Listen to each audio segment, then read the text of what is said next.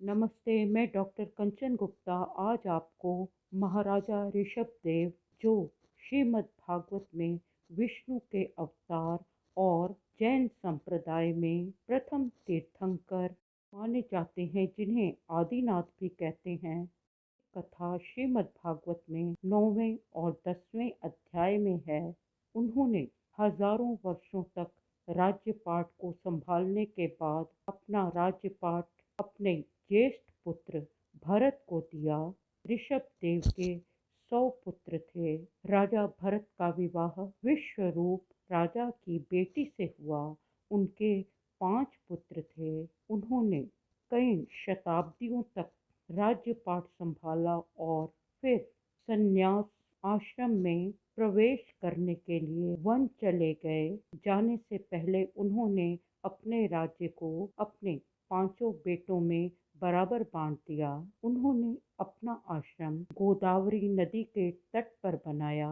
एक दिन उस वन में उन्होंने देखा कि एक गर्भवती हिरनी गोदावरी के जल को पी रही है, परंतु इतने में एक समीप आते हुए शेर की दहाड़ से वो भयभीत हो गई और वह गोदावरी नदी में कूद गई। वह तो मर गई, परंतु उसके गर्भ से एक नन्हा शिशु हिरन पैदा हो चुका था।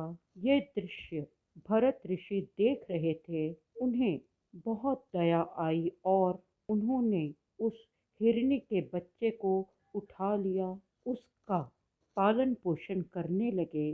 जब वे आश्रम से बाहर जाते थे तो उनका पूरा ध्यान उस हिरनी के बच्चे पर रहता था कि कहीं कोई पशु, शेर, बाघ, चीता आदि उसे खा न जाएं। वे हर समय उस हिरनी के बच्चे को उठाए रखते थे। वे ये चिंता करते थे कि जब वे मृत्यु को प्राप्त होंगे तो वह हिरनी का बच्चा कौन पालेगा, कैसे पालेगा। एक दिन वह हिरनी का बच्चा छलांगे मारता हुआ कहीं चला गया और फिर नहीं मिला। उसके शोक में, दुख में राजा भरत ने अपने प्राण छोड़े और उनका अगला जन्म हिरनी के बच्चे के रूप में हुआ। हम जो सोचते हैं वही हम बनते हैं। उन्हें मोक्ष, मुक्ति की प्राप्ति नहीं हुई। ये राजा भरत का दूसरा जन्म हिरनी के बच्चे के रूप में हुआ। फिर तीसरा जन्म जड़ भरत के रूप में हुआ, जो एक ब्राह्मण का पुत्र था।